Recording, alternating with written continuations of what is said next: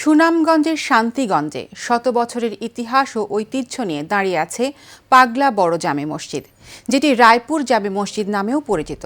প্রাচীন নির্মাণশৈলী ও অপূর্ব কারুকাজের জন্য প্রতিদিনই মসজিদটি দেখতে আসেন পর্যটকরা।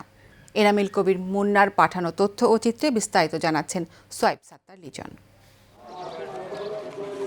সুনামগঞ্জের শান্তিগঞ্জ উপজেলায় প্রাচীন স্থাপত্যের নিদর্শন হিসেবে দাঁড়িয়ে আছে পাগলা বড় জামে মসজিদ। শত বছর আগে স্থানীয় ব্যবসায়ী ইয়াসিন মির্জা মসজিদটি নির্মাণের উদ্যোগ নেন।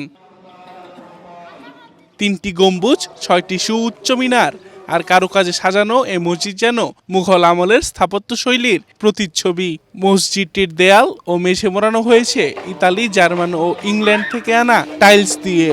তৎকালীন সময় আগে তাজমহল যে ব্যক্তি বানাইছিল ওরা বংশধররা মেস্তরাজিনা তারা মসজিদ নির্মিত করা হয়েছে। এর মাধ্যমে কাজ হয়েছে। অনেকের মনের মনোভাব নিয়ে আসে, নামাজ পড়ে তারা মনে হয় ফজিলত পায়, যার কারণে আরো আগ্রহী হয়ে আসে। বাংলাদেশের মনে হয় এরকম আর মসজিদ আমার জানা মতে নাই। বড় মসজিদ আছে, এইরকম ডিজাইনের মসজিদ নাই।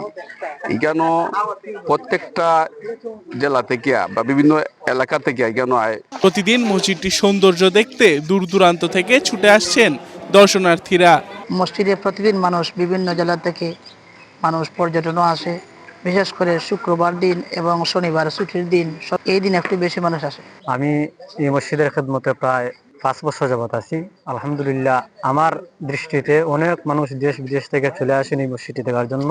মসজিদ অনেক পুরান শুনছি, মসজিদ অনেক সুন্দর, এটা দেখার লাগে আইছি, নামাজ পড়ার লাগে আইছি। কালের সাক্ষী হয়ে দাঁড়িয়ে থাকা ঐতিহ্যবাহী স্থাপত্যটি সংরক্ষণে জরুরি পদক্ষেপ নেবে সরকার, এমনটাই প্রত্যাশা স্থানীয়দের। Shoaib Sattar, Asian television.